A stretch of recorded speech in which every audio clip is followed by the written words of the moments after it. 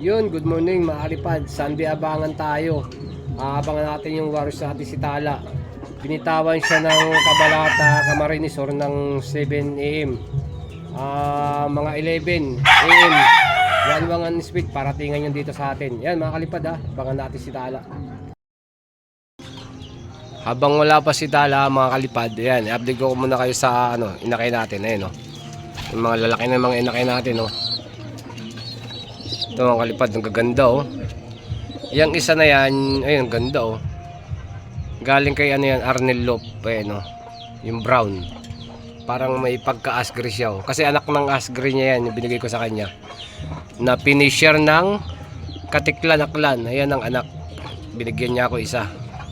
Tapos itong dalawa, yan yung mga dyan, yung maliliit malaki na Tapos ito, yung anak ni hindi ko pa winalay. Ayan ganda ng kulay brown yung dibdib. Ayan mga kalipad Tapos doon sa kabilang breederang ko, masaklap ang nangyari sa dalawang inakay ko.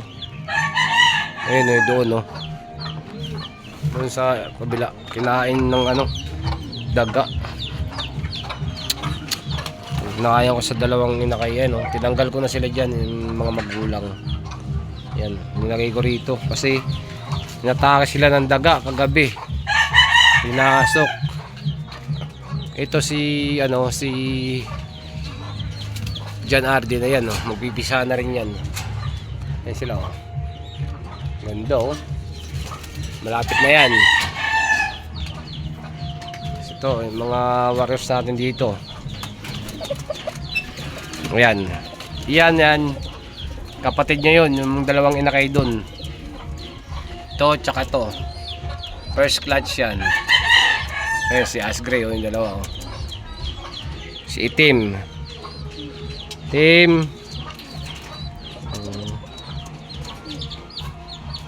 Ganda ng mga natin warriors ayun si Batman ayun sa taas ito si Chocobar, mamaya tatanggalin ko na yan dyan. Tapos yung mga breeder natin dito sa taas, pakita ko sa inyo. Kakit tayo mga kalipad. Yun ganda ng panahon ito may bago ako rito galing kay Boss Arnel. Ang ganda yan ayun ina-out ni Boss Arnel yan, nilagay dito sa ko, tatlo ayun ina-out niya. Ayan. Tapos ito, ayan. Ito yung nanay ng kinain na inakay. Ayan Ayan. Yan yung tatay, sa yung nanay. Tinanggal ko na kasi mamaya balikan pa sila ng doon.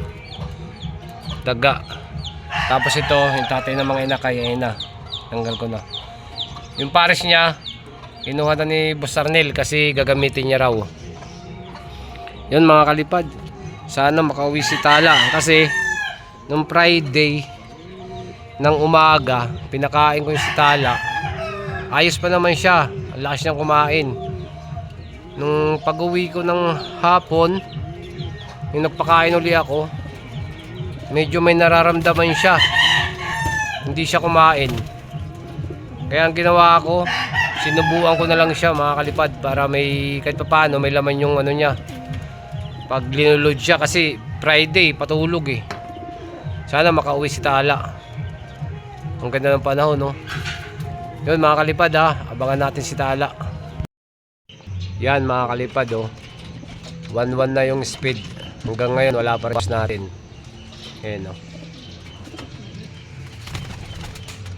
nakita na ako may mga dumadaan-daan pero wala pa rin si Tala. Speak na natin yung kasi yung nakaraan yun natin siya, may nararamdaman siya. Pero sana makauwi siya. Ayun ayun na lang natin doon yung makauwi siya. Para may panload pa tayo sa next lap.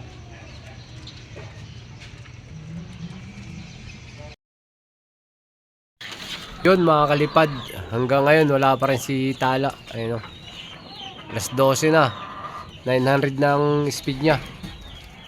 Hanggang ngayon wala pa rin. pahirapan ng pauwian kasi medyo masama yata ang panahon doon sa ano. Ayan, no. Ito si Boss Arnel, oh.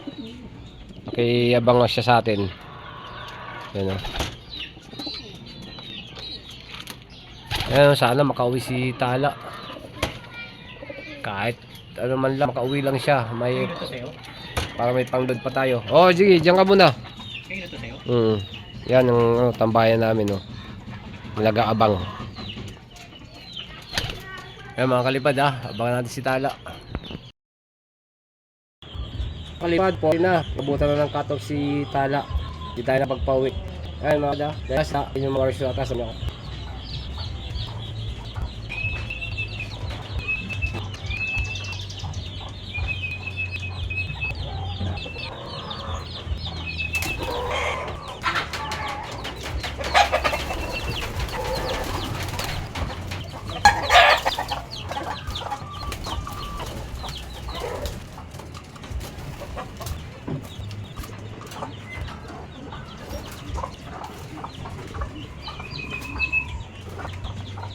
Yun mga kalipad, na pinakaroon.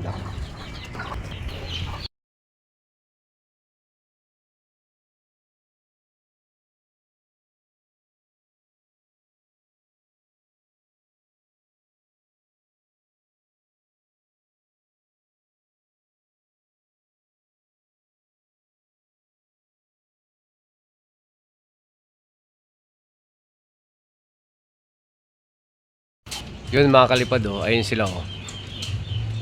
Taas sila magsironda. Yan.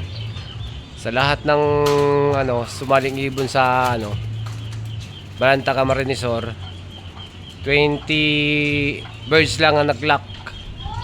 Yan mga kalipad, dami nag-cut off. Siguro medyo masama ang panahon dun. Yan. Pati si Tala kasama dun sa nag-cut off. Ayun, oh, yun ang tatas nila, oh. Uy, nawala yung iba. Saan kayo nagpunta? Nag-raging yung iba dyan, nag-raging. Yung mga inakay natin, oh. Ayun, oh. Wala, oh.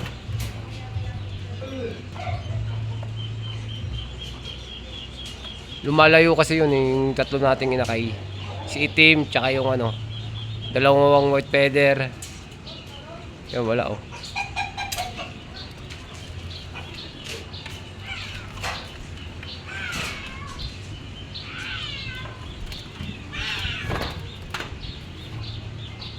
Lumayo siguro.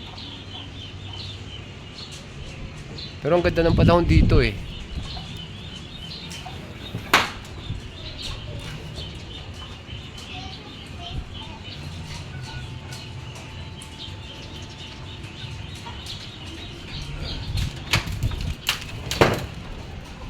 Yun mga kalipad, sana makauwi si Tala kahit bukas o kaya mamaya. Pag natin makauwi siya para may panload pa tayo. Ay mga kalipad, diyan ko na natapos yung video ko. Paki-like and subscribe. Salamat.